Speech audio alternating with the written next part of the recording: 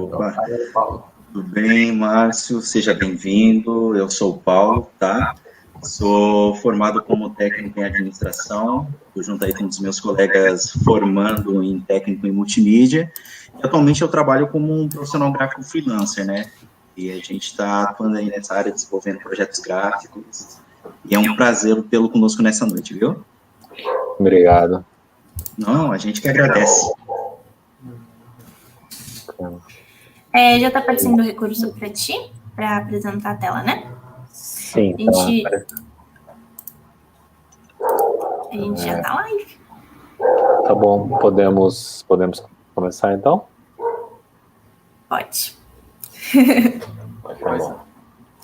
Bom, vou pedir desculpas já de cara pelo cachorro do vizinho aqui, que ele tá querendo participar também da live. Eu vou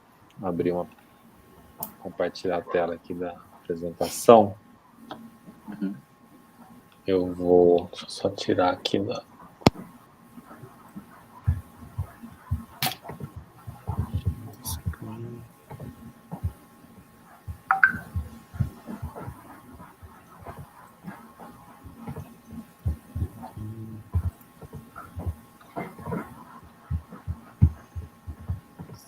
Estão vendo a minha tela?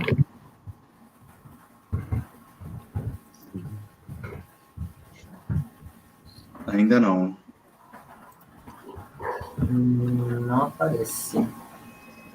Agora sim. Ah, agora sim. Foi. Show. Ok, então deixa eu só... vai passar um teaser rapidinho aqui de 30 segundos, né? Não sei como é que vai ser aí na transmissão, mas enfim.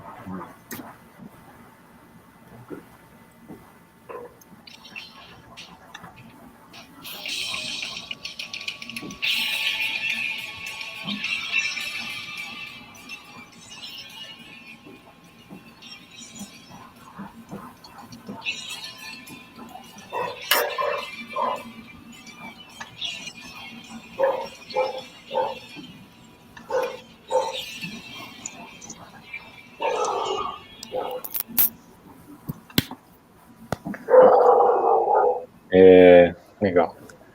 Primeiro, deixa eu me apresentar. Eu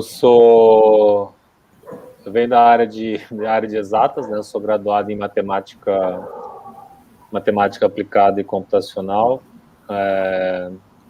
Fiz especializações em produção executiva, tenho formações em outras áreas aí também, coach, master practitioner em neurolinguística. Trabalhei muito tempo com TI, 22 anos com TI. Por 15 anos eu fui sócio, né, de uma empresa chamada Kaizen. Essa empresa foi adquirida por um grupo chileno chamado Sonda em 2010. E aí em 2012 eu deixei, né, eu saí do grupo Sonda. Essa é a minha cara antes, né, da época de TI ainda. E aí no segundo semestre de 2012 eu me tornei sócio da Movioca, que estava começando. Nessa época eu fiz um curso aí de especialização, né, de produção executiva na IC, depois eles me convidaram para dar aula, e dei aula lá de 2013 a 2016, dei aula no Senac também, na pós-graduação lá de produção executiva. Eu sou membro do Conselho Federal da Brave, que é uma associação aí que congrega mais de 600 produtoras hoje em 19 estados aí pelo Brasil.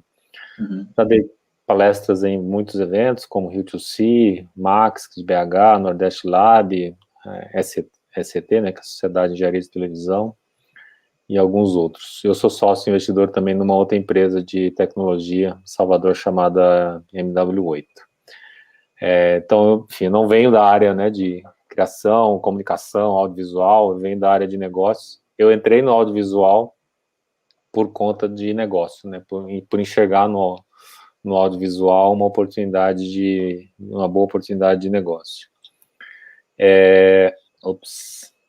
A gente vai falar aqui hoje, né, vou falar rapidamente, eu não vou me aprofundar muito nos temas, porque, né, só o FSA daria para dar um curso aí de provavelmente umas 8 horas, só para a gente falar de FSA. Então, eu vou Parece passar... complexo mesmo. Dei uma olhadinha. Rapidamente, mas só para vocês terem, né, uma ideia, acho que, enfim, também, acho que nesse momento para vocês é mais importante saber das diversas alternativas, né, e aí, em algum momento, quando isso fizer sentido, se aprofundar.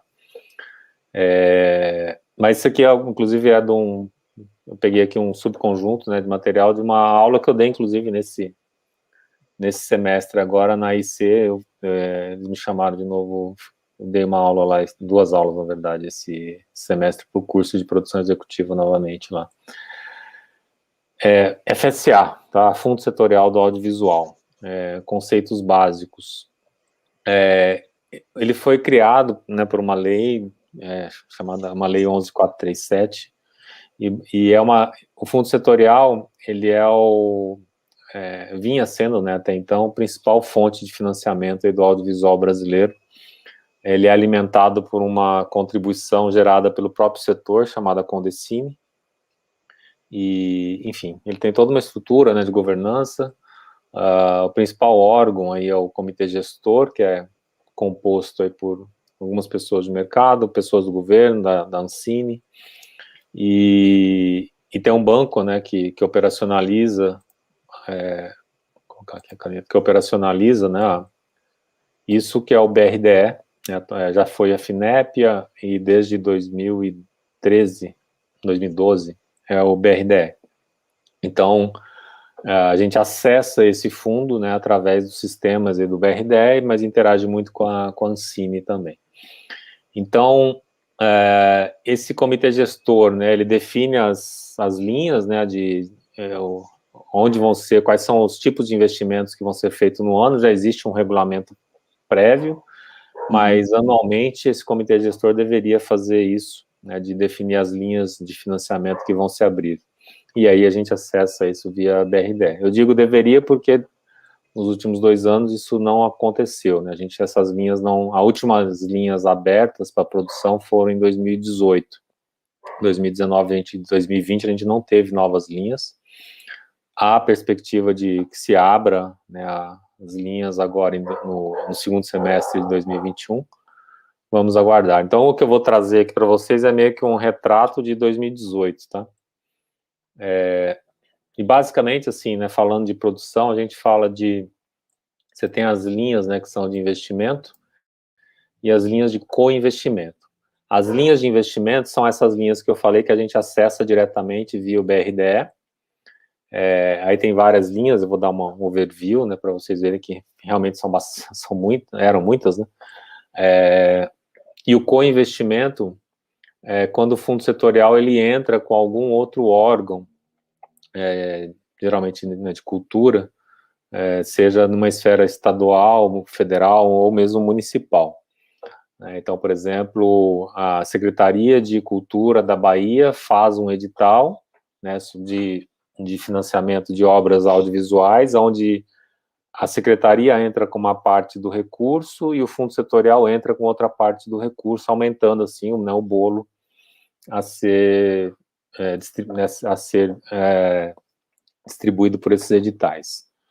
Então, esse é o co-investimento, né? Então, o Fundo Setorial, ele co-investe com algum outro ente do setor, né, da esfera federal, estadual ou municipal. Essas linhas de investimento, elas sofreram mudanças aí, né, em 2018. Antigamente, e se vocês derem uma pesquisada, né, der um Google, você provavelmente vão encontrar nomenclaturas como essa, Prodecine 1, Prodecine 3, antes eram todas distribuídas aí, né, essas aqui são as linhas para cinema, né, de produção para cinema. Então, por exemplo, a Prodecine 1 era a linha que era para produção de obras, né, para sala de exibição, ou seja, que é para você produzir uma obra para lançar em cinema. Quem propõe, né, então aqui tem a informação do proponente, quem entrava com o processo no fundo setorial era a produtora, e é um regime de concurso, ou seja, tem data para abrir, data para fechar, tem as regras, né, para a escolha dos projetos. Esse é o regime de concurso. Aí você pegava a Prodecine 2 aqui, por exemplo, ele era produção, né, de obras para sala de exibição, mesma coisa, só que quem era proponente era a distribuidora, não era a produtora, e é em regime de fluxo contínuo, ou seja, ele não era regime de concurso, né, que você tinha que escolher, né, como se fosse um edital, né, para que você ganhasse e fosse lá um dos contemplados. Fluxo contínuo era o conceito de você atender determinados requerimentos, e se você atendesse, você seria contratado, né, numa forma de fluxo contínuo. Então, essa aqui era como eram estruturados, tinha essas várias linhas aí de produção. Aí isso foi mudado em 2018, né, então mudaram-se aqui os nomes, né, os conceitos continuaram relativamente parecidos. Então, tinha um concurso de produção para cinema, fluxo contínuo de produção para cinema. Então, a gente não sabe agora, né, quando reabrir as linhas, se vão seguir essa mesma nomenclatura ou se vai ser a nomenclatura anterior. Mas, enfim, então, tinham várias linhas aqui que eram para produção de obras para cinema. E aí, com características diferentes, né? Só voltar aqui, por exemplo, a Prodecine 1 era uma linha, né, um concurso de produção para sala de exibição e com perfil de obras mais comerciais, ou seja, obras que tivessem o maior potencial, né, de fazer bilheteria em cinema. Prodecine 5 eram obras, né, a gente chama de inovadoras, né, então, basicamente, obras que tinham mais potencial, né, de ganhar festivais, de gerar, né, bons resultados em festivais. Então, cada uma dessas linhas aí tinha suas particularidades, né? Como se sabe o potencial de um filme ou uma série assim?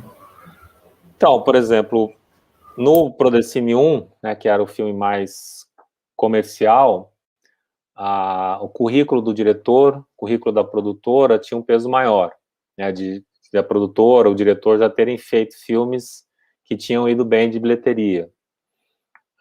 Então, características, o plano de negócio, ele tinha um peso maior. Agora, numa obra como o Prodecine 5, a análise do roteiro, né, a análise artística é que tinha um peso maior, entendeu? Então, no Prodecine 5, os iniciantes tinham mais vantagem, assim. Sim, do ponto de vista se você tivesse uma obra, né, ou seja, que tivesse as características de inovação, de ter mais potencial em festivais, você teria mais chance. Aí a obra em si, ela teria um peso maior do que o currículo. Muito bom. Uhum. Enfim, então essas aqui eram as linhas para cinema. Aí tinham as linhas principalmente para televisão, embora algumas linhas aqui também não necessariamente eram para televisão, mas, enfim, eram as linhas Prodav. Então, por exemplo, você tinha Prodav 1, que era a produção de obras, né, para televisão, onde a produtora que era a proponente, aí tinha a linha que é a programadora, né, o canal de televisão que era a proponente. Aí isso também foi consolidado e mudado os nomes, né. Aqui tinham 3 linhas aqui, né, que eram para desenvolvimento, ou seja, quando você já tem, né, por exemplo, se for uma série, você já tem um argumento, mas você não tem ainda os roteiros, a Bíblia, né, da obra toda escrita, não tem os roteiros, né, não tem material de vendas, então você tinha aqui as linhas de desenvolvimento. Essas linhas, elas não foram lançadas em 2018, tá? Então as últimas linhas disso aí provavelmente foram em 2017, 2016, 2017. E aí isso aqui eram obras principalmente de produção para a TV, né, para as televisões. Se houve uma mudança, né, não vou me aprofundar aqui, mas houve uma mudança no regramento da TV paga no Brasil em 2011, 2011, aonde a gente passou a ter, né, os canais de TV por assinatura, dependendo do tipo, eles tinham uma determinada cota de conteúdo nacional a ser exibido, né? Num primeiro momento, isso gerou ali uma certa resistência, né, dos canais internacionais. Posteriormente, se comprovou, né, que a produção brasileira tinha qualidade, né, e muitos desses canais, mesmo internacionais, né, os líderes de audiência passaram a ser obras brasileiras, produzidas por produtoras brasileiras. Então, a partir de 2012, 2013, que foi quando a lei começou a tomar efeito, a gente começou a ter, né, um crescimento bastante grande aí das produções brasileiras, alcançando principalmente os canais de TV fechada no Brasil. E aí o fundo setorial teve um papel importante, né, como financiamento dessas obras. Uma coisa importante a ressaltar é que o fundo setorial, ele é um fundo, né, ele é um misto de fomento e investimento, porque quando ele investe numa obra, ele se torna sócio daquela obra, né, então vamos supor que a gente produziu uma série de televisão para o canal Curta, por exemplo, que é um canal de TV fechada aqui do Brasil. Você licenciou para o canal Curta, quem fica dono, né, dessa propriedade é a produtora, e aí vamos supor que essa produtora depois ela vende os direitos de exibição dessa série para um outro canal, então gera ali uma outra receita. O fundo setorial ele participa dessa receita gerada por essa obra. Aí depois, vamos supor que vendeu essa obra no mercado internacional, para um canal fora do Brasil. O fundo setorial recebe parte da receita gerada por essas licenças também. Então, o fundo setorial ele se torna sócio, né, das obras por um período, né, atualmente é um período de 7 anos. O regulamento geral fala de 7 anos. Você tinha as linhas das TVs públicas, né, então, enfim, tinha uma série de linhas aí que era específica para a produção para as TVs públicas. E, bom, então, rapidamente, né, esse é o fundo setorial, como eu disse, infelizmente, nos últimos 2 anos a gente não teve. Tudo indica que agora, no segundo semestre, essas linhas devem abrir. Sabe uma curiosidade que eu tenho? Nesse daí, é sobre TV pública. A Cultura é uma TV pública, não é? A TV Cultura é uma TV pública. Fundação Padre Anchieta. Tinham alguns comentários um tempo atrás que estava dizendo que iria fechar. E o que fez ela não ser fechada? Então, ela é uma... Você está falando da TV Brasil ou da TV Cultura? Porque eu lembro que era cultura. A mobilização era sobre a cultura. A TV Cultura é da Fundação Padre Anchieta, que basicamente do governo do Estado de São Paulo, né? Então, o governo é o principal financiador, é o governo do Estado de São Paulo. Então, assim, ela que não teve, provavelmente foi uma disputa de questão orçamentária, né? Questão orçamentária para a fundação. O que se falava, né, que iria ser fechado era a TV Brasil, mas, enfim, acabou não fechando e a gente tem uma TV que é uma TV de governo, né, está se convertendo numa TV governamental, não tanto no conceito de uma TV pública, né, como você tem em outros países, como os Estados Unidos, que você tem a PBS, você tem nos Estados Unidos, no Reino Unido você tem a BBC, que são TVs de Estado, né, uma TV que tem uma programação continuada de formação, etc. Mas no Brasil, infelizmente, a gente nunca teve, assim, uma TV pública mesmo, a gente sempre teve uma TV muito mais de governo. Entendi. Então, esse é o fundo setorial, né, a gente está sofrendo, né, com essa interrupção, o mercado, né, está sofrendo, mas há a expectativa que retorne agora no segundo semestre. Eu vou explicar agora aqui um outro conceito, que é o patrocínio incentivado. Tá? Eu vou dar alguns exemplos, né, e importante entender assim, né, que isso se aplica nas diversas esferas, né? Você pode ter um patrocínio incentivado federal, um patrocínio incentivado que é estadual e mesmo municipal, tá? Então, todo mundo, né, já deve ter ouvido falar da Lei Rouanet, ou seja, né, tem aquela baita discussão, tanto ideológica sobre a questão da Lei Rouanet, mas basicamente, né, por que a gente fala desse patrocínio incentivado, né, e ele trabalha no conceito de que se chama de renúncia fiscal.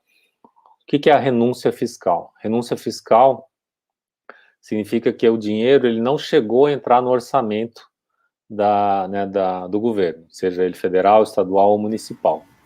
Antes dele entrar, né, aquele que seria o contribuinte, ele coloca o dinheiro num determinado projeto e ele abate esse dinheiro do imposto a pagar, né? Então, esses incentivos, todos que estão aqui, eles são baseados em renúncias fiscais. Então, onde o patrocinador, ele coloca, né, o dinheiro num projeto e aí ele vai abater aquele do imposto a pagar. Por isso que se chama renúncia fiscal, né? O dinheiro não chega a entrar como imposto no orçamento do governo, tá? Eu vou dar aqui um exemplo, né, que poderia ser, por exemplo, né, a lei federal aqui, né, a lei do audiovisual, que tem aqui uns mecanismos de incentivo. Mas normalmente você tem essas figuras todas, né? Então você tem a lei, ou seja, qual é a lei que criou aquele incentivo. Você tem um órgão que regula esse mecanismo, você tem, né, aquele que cuida do tributo, né, que é, no caso da federal, é a Receita Federal, se for no estado de São Paulo, por exemplo, é a Secretaria da Fazenda do estado de São Paulo, se for no município, né, a Secretaria da Fazenda do município de São Paulo, por exemplo. Então, você tem a lei, você tem o órgão regulador e você tem o gestor do tributo. Aí você tem o projeto, você tem o produtor e tem a figura do patrocinador. Então, essas 6 entidades aí, elas sempre existem, né, no modelo de patrocínio incentivado. Então, o que precisa acontecer, né? O produtor, ele aprova o projeto junto a um órgão regulador, então ele tem que seguir as regras, né, para que ele tenha um projeto aprovado. Ele estabelece o contrato de patrocínio, né, com o patrocinador. Então, né, o patrocinador ali, ele se compromete com o projeto, da mesma forma que o produtor também se compromete com o patrocinador de entregar o projeto. O patrocinador coloca o dinheiro, né, numa conta específica para isso, para captar os patrocínios, né? Então, o patrocinador vai lá, então vamos supor que é um filme, né? Então, a gente está falando aqui do artigo 1º-A, lei do audiovisual, artigo 1º-A, que é regulado pela Ancine. E o imposto é o imposto de renda. Então, você tem lá um determinado patrocinador, uma empresa que foi e colocou R$500 mil, por exemplo, num projeto, nessa conta aqui de captação. O que ela faz, né? O produtor, ele emite um recibo, né, como se fosse um recibo de mecenato, no qual o patrocinador vai poder... no qual o patrocinador vai poder abater do imposto que ele tem a pagar. Então, se ele colocou R$500 mil, por exemplo, ele vai poder abater esse valor, se for a lei do audiovisual, ele abate esses R$500 mil do imposto que ele tem a pagar, dentro de um limite, né, até 4%. Então, tudo isso é específico de cada lei, né? Então, no caso da lei do audiovisual, artigo 1º-A, é limitado até 4% do imposto de renda a pagar. Então, se a empresa tem, por exemplo, sei lá, 10 milhões de imposto de renda a pagar, ela poderia utilizar até R$400 mil para incentivo à cultura, inclusive ao audiovisual. Tá. Aí o órgão regulador, né, depois ele autoriza que se faça a movimentação, e aí a produtora pode, né, tudo isso aqui são contas separadas, né, assim, tem todo um controle financeiro muito grande para que não se faça um mau uso, né, desses recursos. Tudo isso vai ter que ser feito depois de um trabalho aqui de prestação de contas. Então, a produtora tem que anexar todos os comprovantes, tem uma série de regulamentações e exigências que a produtora deve cumprir, né. Então, isso aqui se aplica para diversas leis, né? Então, lei do audiovisual na esfera federal, falando, né, do nosso setor audiovisual. Você tem na esfera estadual, então, por exemplo, aqui em São Paulo você tem o PROAC e ICMS, embora esse modelo ele foi suspenso no último ano. Mas você tem na Bahia o Faz Cultura, que utiliza, né, o recurso de lá. Então, se eu não me engano, são acho que 11 ou 12 estados na federação que tem, né, esse tipo de regulação. Em São Paulo, né, hoje a gente tem o PROMAC, que funciona muito parecido, né, com um fluxo muito parecido com esse, e o imposto é ISS e IPTU, ou seja, são os impostos municipais, né. Enfim, aqui só alguns comentários adicionais. Tudo bem? Até aqui? Tudo bem. Tudo certo. Tranquilo até aqui. Tô prestando atenção. Tô tentando lembrar de tudo. Assim, é mais tentar pegar o conceito, porque se vocês forem, é muita informação, né? Tem muita sopa de letrinha, lei 8685, artigo 1º A, assim, tem um monte de lei, artigo. Mais importante, né, mais importante para mim é que vocês entendam isso aqui, assim, sabe? Que, legal, tem uma lei, tem um órgão regulador, cuida do tributo, né? O produtor vai ter que fazer esse processo aqui de aprovação do projeto, depois ele vai ter que prestar contas. Isso se repete em todos os mecanismos que eu citei ali. PROMAC, PROAC, lei do audiovisual, a lei Rouanet funciona assim também, né? Embora hoje o audiovisual praticamente a gente não use mais a lei Rouanet, a gente usa a lei do audiovisual. 11 estados terem algum foco na produção audiovisual, eu achei curioso. Na minha cabeça era só São Paulo e Rio. Assim, não, tem bastante, se eu não me engano, Rio Grande do Sul tem, Ceará tem, acho que Pernambuco tem também. Eles têm algum foco específico? Assim, de conteúdo? Porque eu não me lembro de ter visto algo assim. Não, tem muita produção, tem produções significativas, né? Pernambuco, Bahia, Rio Grande do Sul, você tem muitas obras desses estados que são ao redor, né? Teve em Berlim, você tem o próprio Bacurau, né? Que é uma obra. Bacurau, não sabia. Tem várias obras brasileiras que são feitas aí fora do eixo Rio-São Paulo, que são muito significativas e vão muito bem em vários, inclusive internacionalmente. Existe uma maneira fácil de pesquisar a partir de quem financiou o quê, assim? Não, fácil não. Você tem que... É fácil, é pedir demais.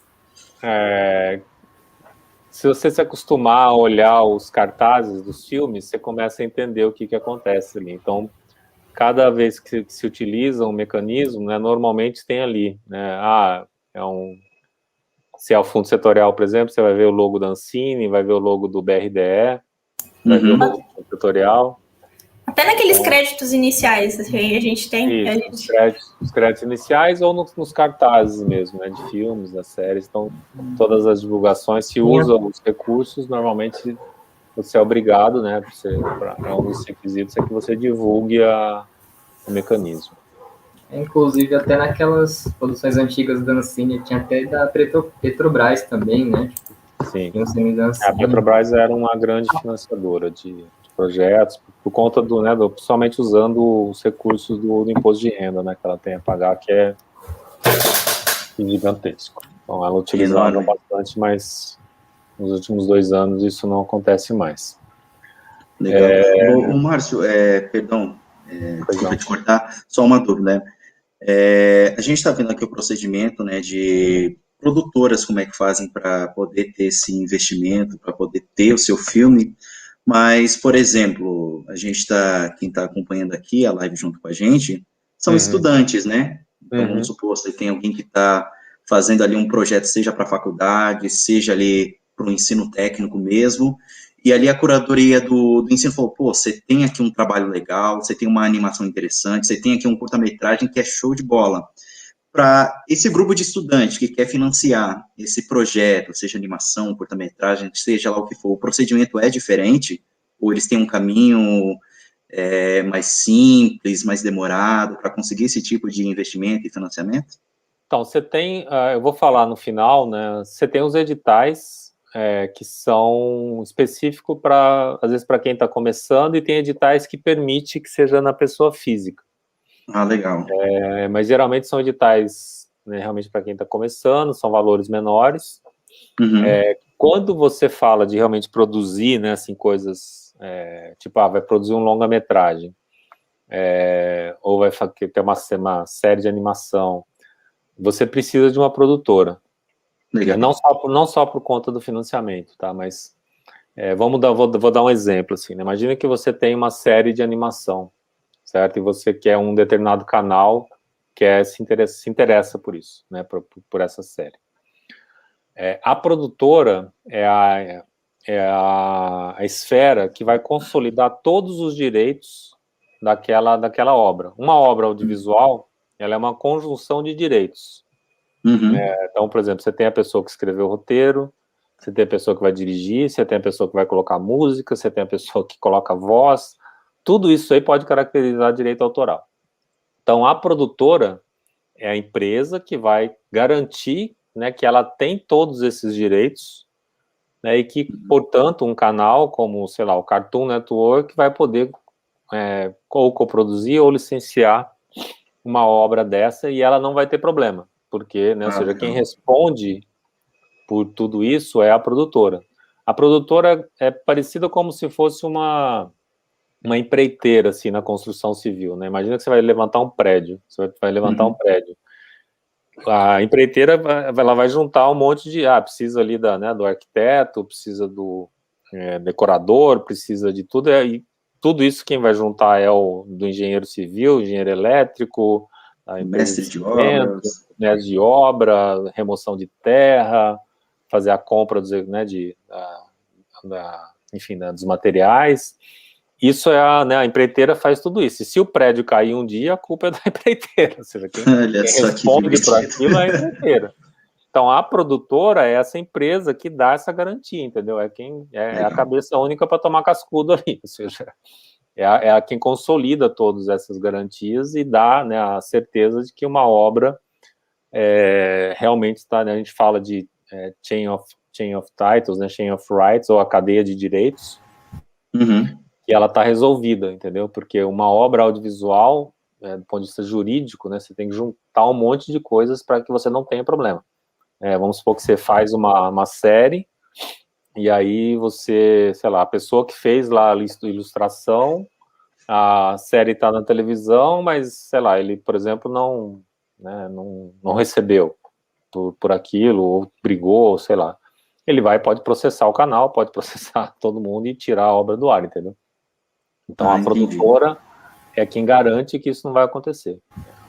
Certo, Márcio. E até interessante, né, para quem está assistindo também, eu acho interessante o seu exemplo em relação à construção e tal, e qual seria, basicamente, atuando no mercado mesmo, o seu papel aí nesse... Eu sou uma produtora. Você é a produtora, né? Eu sou uma produtora, eu sou sócio, a Movioca é uma produtora. Bacana. Então, assim, né, se a pessoa física, né, ela quer, assim, ela pode tentar, né, ou seja, os editais, mas aí realmente vão ser obras menores, geralmente curta-metragem.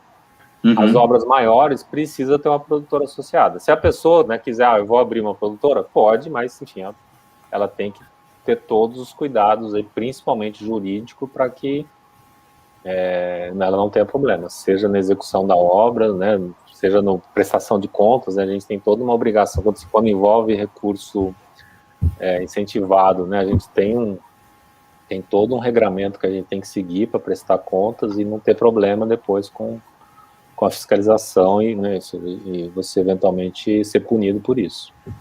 Legal. Tá? Que eu vou falar, né, de um outro tipo de recurso que são incentivados, né, de canais e distribuidores. Vou dar uma geral aqui também, mas isso aqui então, só voltando, né, a gente falou do fundo setorial, a gente falou do patrocínio incentivado, e a gente está falando agora quando ocorre uma remessa para o exterior, remessa de dinheiro para o exterior, tá?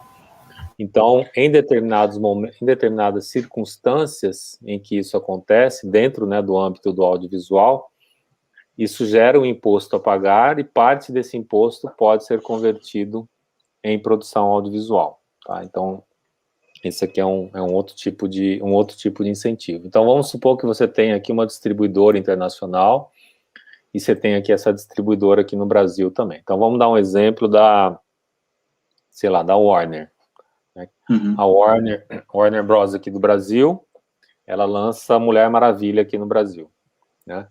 Então, para que isso aconteça, a Warner, né, internacional, ela deu os direitos, né, para a Warner brasileira fazer, né, a distribuição do filme aqui no Brasil. Aí foi lá, lançou no cinema, na época que a gente podia ir no cinema, né, e lançou as obras no cinema, fez a bilheteria, aí a Warner brasileira, ela precisa fazer a remessa para o exterior referente a essa exploração, né, dessa propriedade intelectual no mercado brasileiro. Então, quando acontece uma remessa como essa, existe o Código Tributário, né, ela tem que pagar imposto de renda. Então, ela pagaria aqui 25%. Então, ela não paga com Condecine, que é outra taxa. Agora, vamos para um outro caso. Você tem a Discovery, por exemplo, Brasil, que passa, né, os canais Discovery, e aí, pelo fato, né, dela estar retransmitindo aqui um sinal, né, da programadora internacional da Discovery, ela faz também a remessa, né, referente às assinaturas, e aí ela paga também um outro imposto. Ela paga imposto de renda e paga a Condecine. Aí, esses dinheiros, né, esses impostos, eles podem virar dinheiro de incentivo para a produção, né? Então, a Warner brasileira, a Discovery brasileira, eles podem pegar parte desse imposto e alocar em produções, né? Então, como que funciona isso? Ela faz lá, pegando aqui como exemplo, um dos mecanismos, né, que é o artigo 3º. Então, quando ela faz a remessa, parte vira imposto, né, parte do imposto de renda, ela pode separar, né, numa conta específica para isso, chamada conta recolhimento, e aí depois a produtora, né, da mesma forma, ela tem que estar com o projeto aprovado, e aí a distribuidora, ela pode investir esse dinheiro num projeto de uma produtora brasileira, né? Então, e uma coisa importante, todos esses mecanismos, né, de incentivos, não é por exemplo, a Warner, né, brasileira, não é ela não vai usar numa produção dela, é uma produtora brasileira, sempre você exige a presença, né, de uma produtora brasileira, que é justamente para incentivar o desenvolvimento, né, das propriedades intelectuais brasileiras, das produtoras brasileiras. Então, isso aqui é um processo que aí vira uma coprodução, né? Então, por exemplo, vira uma coprodução da Warner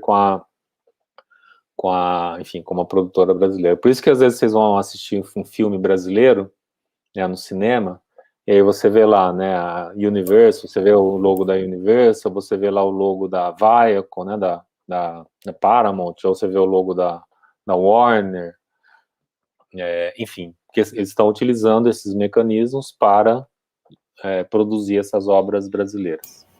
Tudo bem? Não sabia que eles eram obrigados a fazerem a coprodução. Eu achava que era alguma coisa amigável ali, combinado.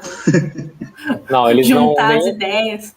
Nenhum dos mecanismos, né, de incentivo o canal de televisão ou a distribuidora, ela não pode, ela exige, né, sempre é necessário a figura da produtora brasileira, o termo é produtora brasileira independente, né, ou seja, produtora brasileira, que os sócios são brasileiros, e independente é que é uma empresa que não é ligada a nenhum grupo de comunicação, ou seja, não pode ter uma produtora que é da Globo, ou é da Sony, ou seja, são produtoras que não são ligadas, né, aos grupos aí de radiodifusão ou de telecomunicações, são empresas que não têm ligação com esses grupos.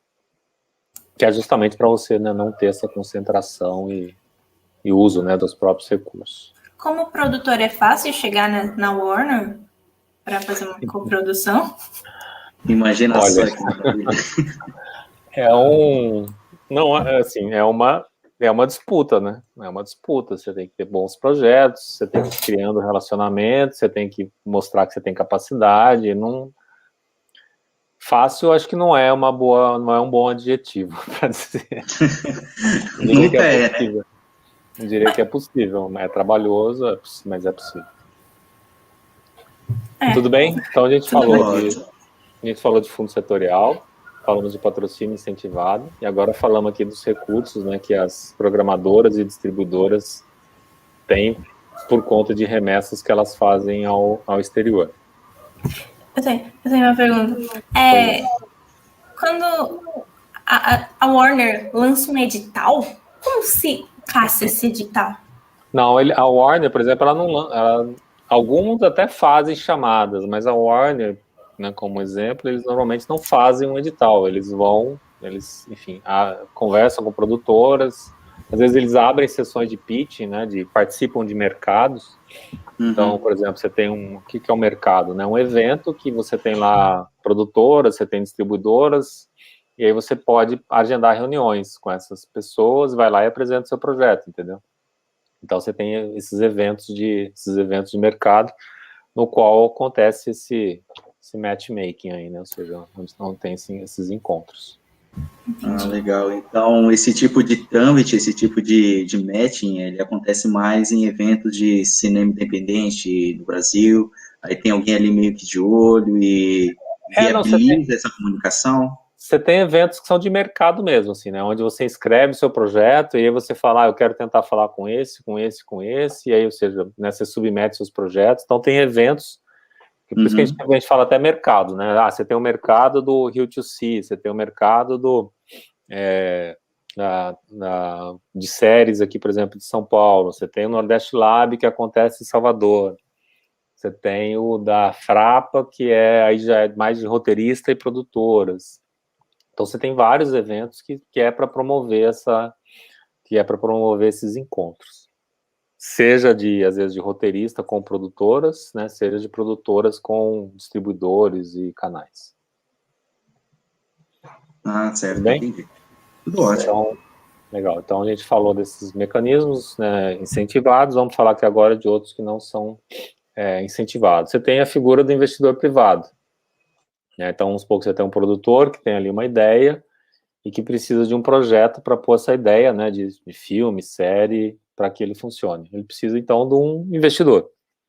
Um investidor que vai entrar com dinheiro para produzir aquele projeto.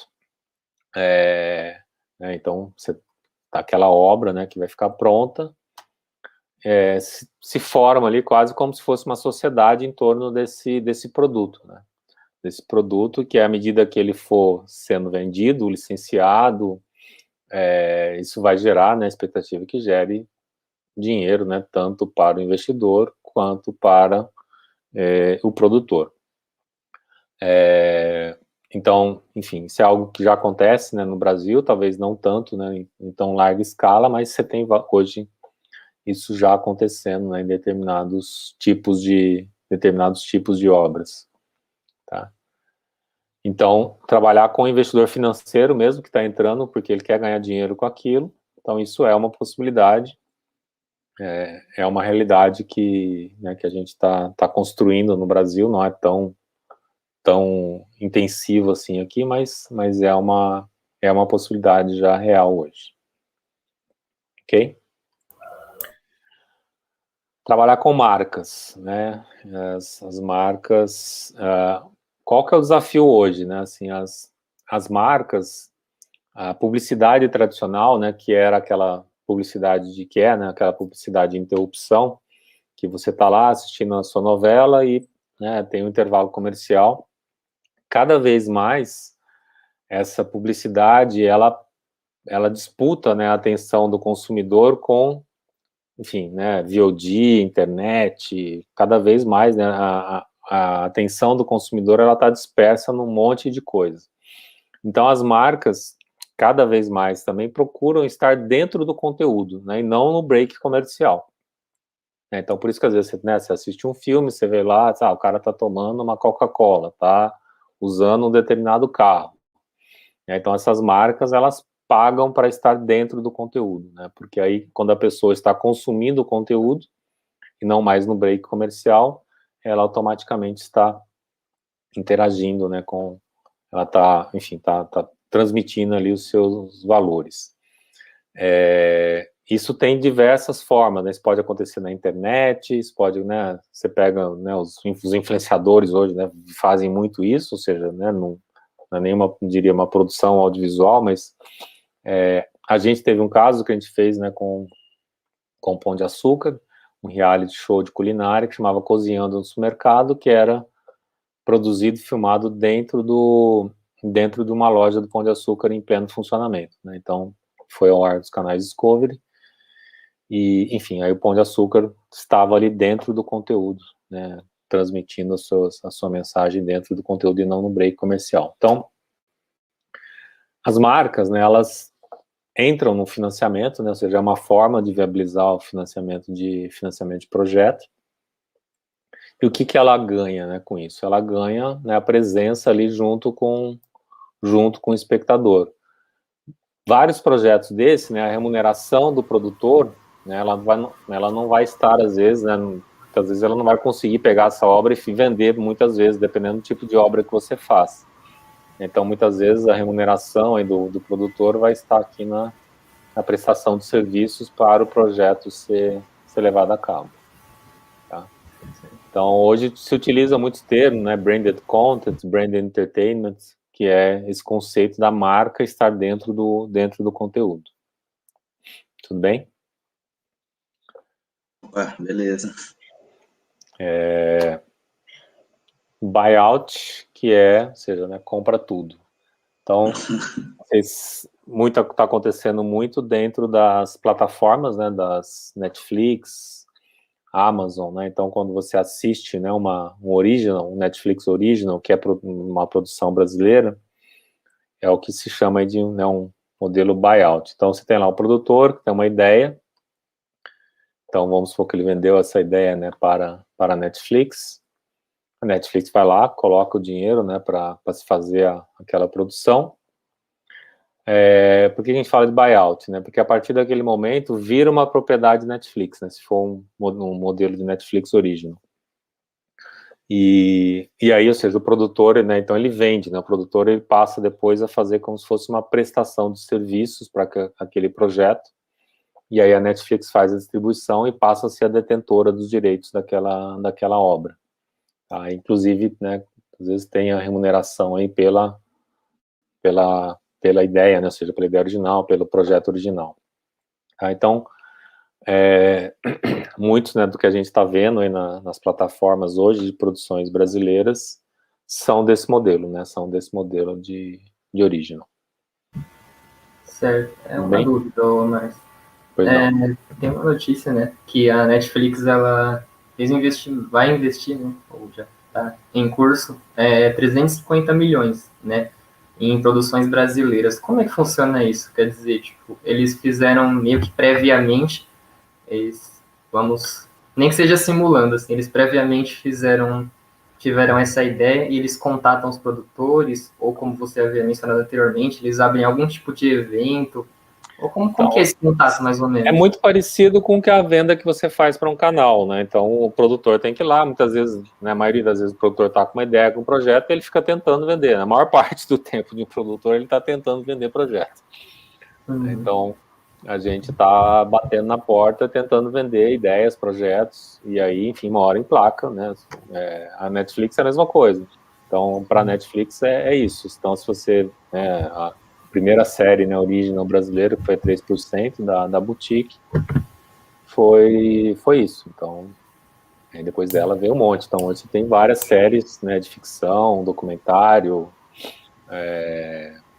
realities que estão sendo produzidas por produtoras brasileiras. Então, basicamente é isso. A produtora vai lá, apresenta o projeto, e aí é muito, né, você vai conhecendo as pessoas, né, é um trabalho de construção de relacionamento, né? Você vai ganhando confiança das pessoas, né? É um processo, né? É um processo. Quem costuma ser o pessoal que traz as ideias para as produtoras? Então, às vezes a produtora tem a equipe, né, de criação, mas ela recebe isso, né, de muita gente. Eu mesmo, sei lá, eu recebi pelo menos uns 2 projetos por semana, assim, 1 ou 2 projetos por semana, tá sempre chegando novos projetos. E aí vai muito da produtora, que tipo de projeto a produtora está querendo fazer, porte de projeto, então vai muito de calhar, né, o que a produtora está procurando com o que às vezes chega E tem os eventos também, né, então tem eventos que é justamente para fazer, do mesmo jeito que tem o evento, né, para fazer o matchmaking ali do produtor com, né, o distribuidor, com o canal. Tem também os eventos que é para fazer o matchmaking do produtor com o roteirista, né, com o pessoal que está criando as ideias. Quais são as ideias que costumam despertar os olhos da Movioca? Então, depende da época, por exemplo, agora a gente está focado em reality show e alguns tipos de longa de ficção. Né? O nosso principal foco agora tá para isso, agora desse tipo de projeto. Porque a gente está justamente, quando a gente olha isso, a gente está com outro olho na onde a gente acha que a gente tem a maior chance de conseguir o financiamento. Entendeu? Então, mas isso é a Movioca. Então tem outras produtoras que, tem produtoras que, por exemplo, a gente não está buscando agora ativamente, né, e não estamos investindo tempo em séries de ficção. Porque, enfim, as formas de você viabilizar isso hoje são bastante restritas e a gente não tem muita força nesse momento para isso. Então a gente está focando mais em longa de ficção e reality show. Ah, legal. Mas isso é por causa da veia da Movioca ou por causa de uma métrica de mercado? Tipo, nossa, percebi... Não, é muito da particular da Movioca. Então, legal. Da Movioca em relação ao mercado, né? Então, por exemplo, você tem produtoras que estão focadas em documentário. Né? Então, são 100% só fazem documentário. Então, porque o que acontece? Imagina que você vai levar, né, um projeto para a Netflix, por exemplo. Aí você vai lá, uma série de ficção que vai custar 20 milhões de reais. Uhum. A Netflix não vai pôr esse dinheiro numa produtora que nunca entregou uma série de ficção, entendeu? É verdade. Então, eu falo, o que você já fez? Né? E não só a produtora, mas quem que é o diretor, quem que é o roteirista. Então, é um trabalho de construção.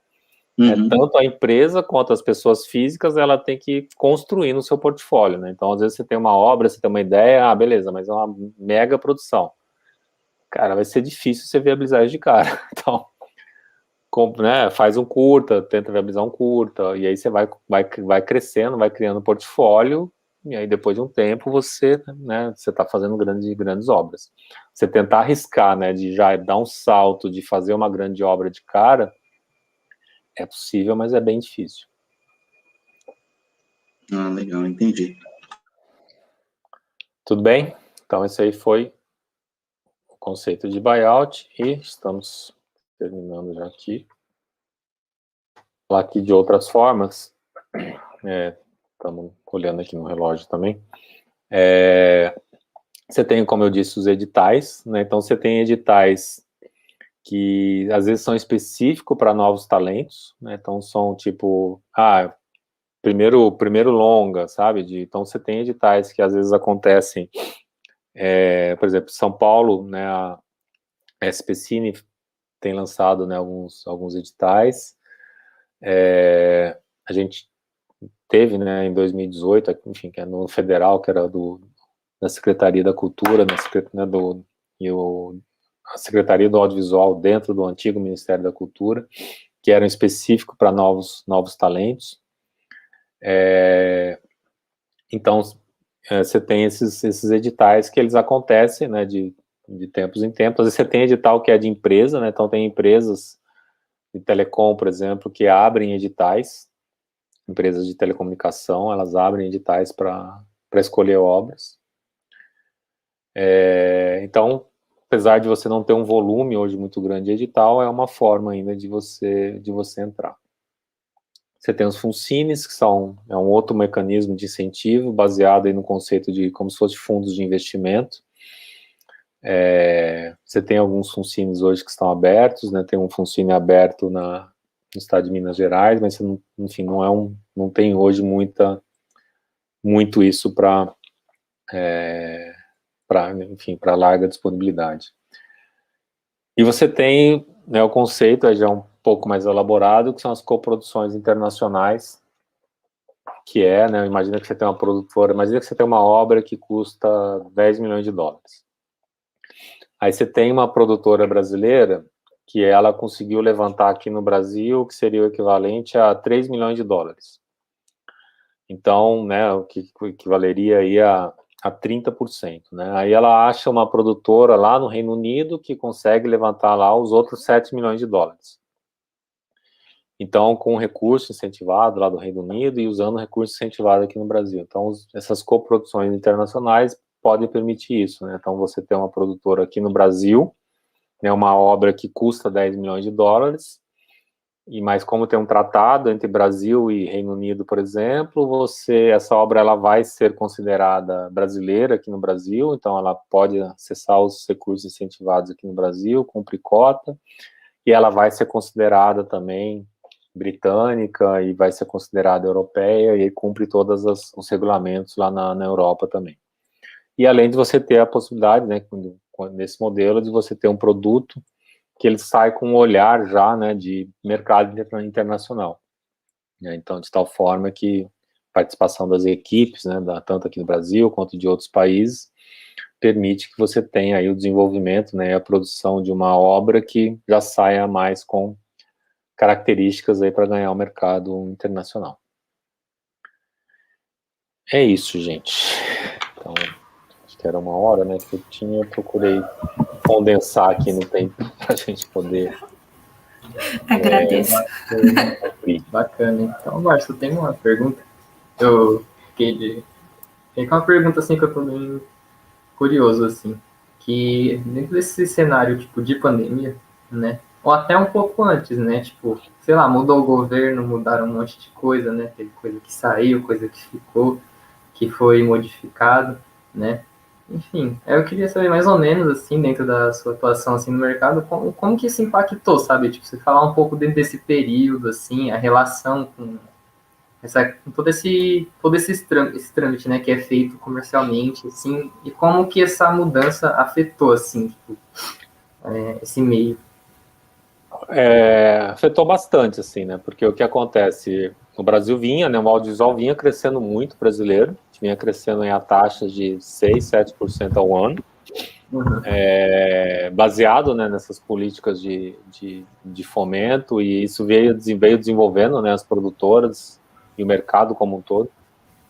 Então, aí, de repente, você teve um freio brusco, né, assim, desde 2018, a gente vem sofrendo aí com uma restrição, né, de processo mesmo de desmonte aí das agências, dos mecanismos de fomento, então isso impactou severamente as produtoras,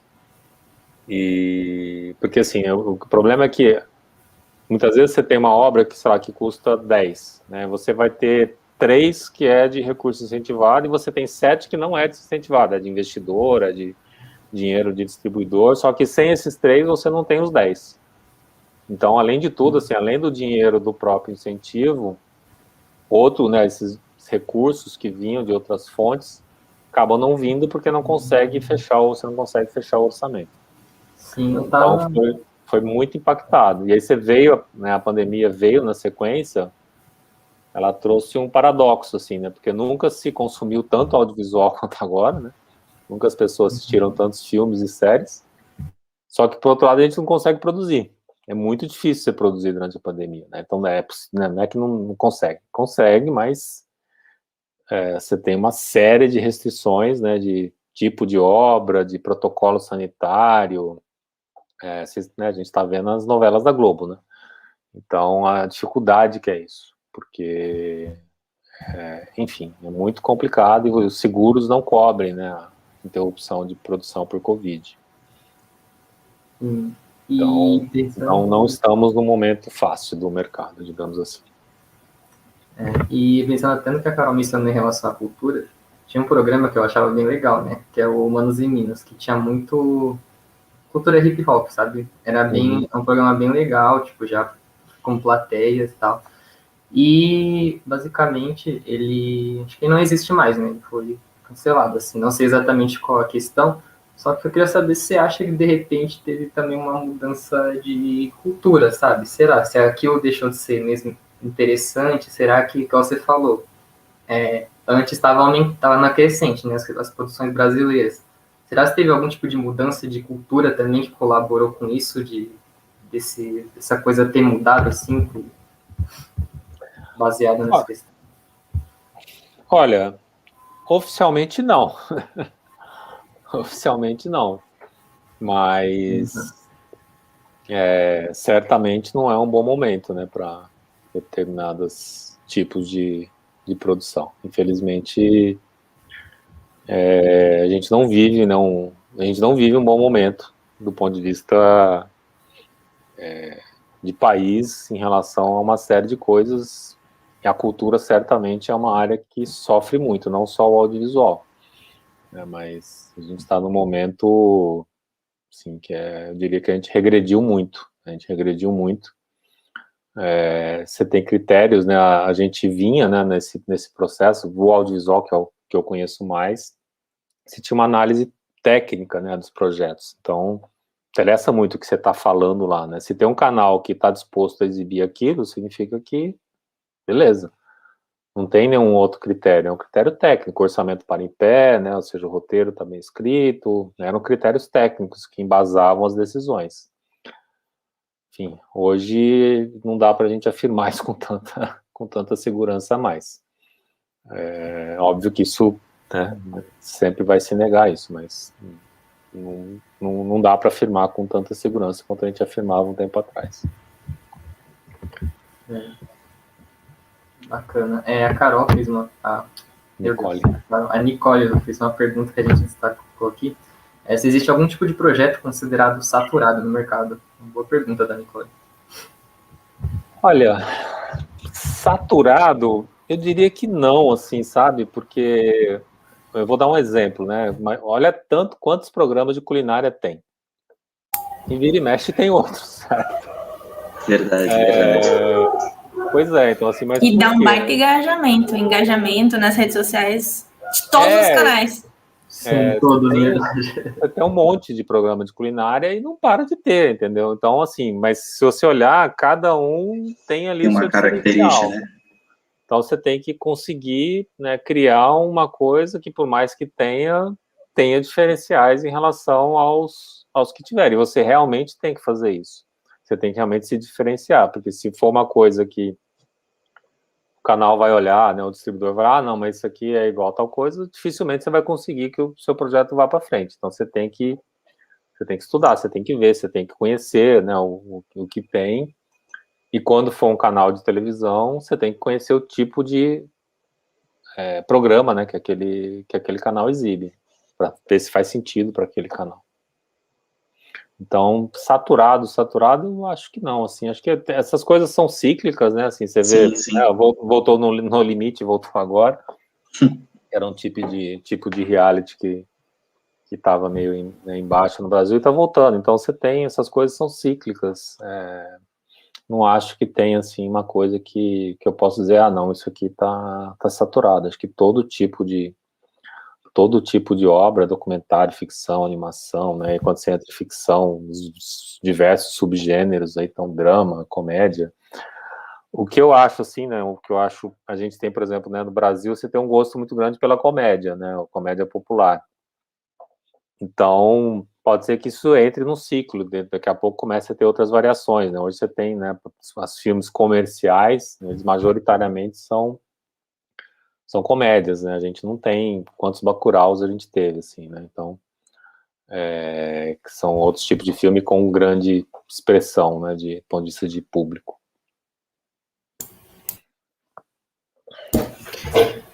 Sempre achei essa questão da comédia muito curiosa. Por que lota e os outros não lotam? Por que a gente só gosta da comédia? Por que eu gosto só da comédia brasileira e eu não assisto os outros, eu não acompanho os outros? Eu sempre fiquei me perguntando sobre isso. Isso é uma coisa, dava pra gente ficar falando aqui horas sobre isso, mas porque isso é uma coisa, né, tem uma questão de formação do público, tem a questão da competição com os produtos de fora, né, com o conteúdo de fora, e tem uma coisa do preconceito. O brasileiro, grande parte dos brasileiros tem preconceito em relação aos filmes e séries brasileiras. Isso vai levar um tempo, né? Então, muitas vezes as pessoas têm na mente ainda aqueles filmes, né, às vezes de décadas anteriores, que você às vezes até tinha, né, uma boa história, mas tecnicamente ele sofria muito, principalmente no áudio, né? O filme brasileiro, ele sofria muito na questão da qualidade do áudio. Mas isso, se você olha hoje os filmes, né, de muitos, enfim, não é nem coisa recente, filmes de 15 anos para cá, ou até mais, assim, você tem filmes hoje que, enfim, são tecnicamente, artisticamente, são filmes que, tanto que a quantidade de festivais, né, de reconhecimento, a gente só veio crescendo isso, né, só veio crescendo isso nos últimos anos. Reconhecimento internacional, não só comercial. Sim. E é interessante que, tipo, fica aquela coisa, né, do filme cultuado, né, tipo, que esses filmes brasileiros mais antigos, que, tipo, eles têm, né, aquele fã-clube, né, aquele público específico, mas ainda não chegou, tipo, tanto ao gosto do brasileiro. E são ótimas produções, né, tipo, Sim. que nem tem uns filmes que você vê que é muito louco, tipo, o protagonista é o Rodrigo Santoro e o Wagner Moura, ele é, tipo, um cara que aparece 2 vezes na cena, tipo, Wagner Moura, tipo, ambos tem, você vê um monte de atuação muito boa, mas não é uma coisa que vai tanto assim pra frente, né? E são ótimas produções, você acaba ficando nisso como um filme cult, né? Então, é uma barreira, né? É uma barreira que, de certa forma, era nessa construção que a gente vinha, porque assim, também a gente tem que entender que é quantidade, você precisa produzir quantidade. Hollywood produz 700 filmes por ano. Então, o Brasil inteiro produz 100, né? Assim, 100 filmes por ano. Então, é quantidade, né? Você precisa de quantidade para ir formando indústria, para formando, né? São as duas coisas. Você precisa de volume, você precisaria de política, né? De educacional, de formação, né? Do público, de formar público, para ir quebrando essa barreira, né? Tem vários amigos, parentes que têm preconceito, assim, não, filme brasileiro, série brasileira. Aí, de repente, assiste, né? Um filme, assiste uma animação. A gente tem muitos casos hoje de séries, né, exemplos de animação hoje, que são um sucesso internacional, assim, né? Pega Mundo de Luna, assim, é um sucesso em, sabe, mais de 100 países, Peixonauta, 100 e tantos países, né? Falando em 2 obras da mesma produtora. Então você tem hoje muitos casos já muito relevantes no mundo inteiro, mas o brasileiro ainda tem preconceito. Tem preconceito. Sim, é uma grande barreira, né? Sim. Tudo bem? Querem perguntar mais alguma coisa? Deixa eu ver se tem mais. Certinho, né? Perguntei. Nicole. Sim, era ainda sobre as produções, né? Que o Márcio ele já acabou respondendo a pergunta. É opinião minha, né? Eu não acho que esteja saturado. Acho que... Não, sim, realmente o conteúdo ele é muito cíclico, né? Então, mesmo que uma distribuidora, uma produtora, um canal de TV aberta, ele já tem ali o seu próprio programa, você consegue revolucionar mudando, né? Ela perguntou aí, né, sobre a questão de que as pessoas passam muito tempo no celular. Então, mas elas passam no celular, né, assim, vamos tirar as coisas de rede social, né? Vamos tirar, a pessoa está ali no TikTok, né? Vamos tirar um pouco disso. Vamos falar de coisas que são produzidas, né?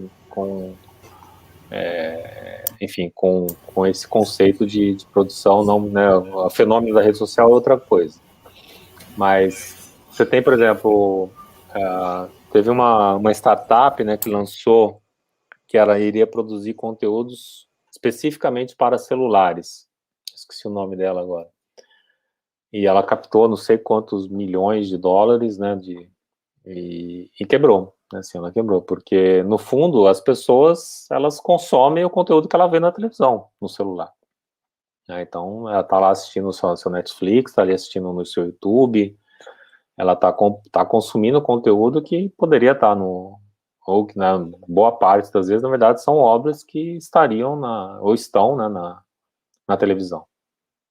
Então, tirando, né, novamente, tirando aí o conceito de TikTok, esse tipo de coisa, entendeu? Então, eu acho que tem espaço para, às vezes, né, a Quibi, lembrei o nome, chamava Quibi, essa empresa.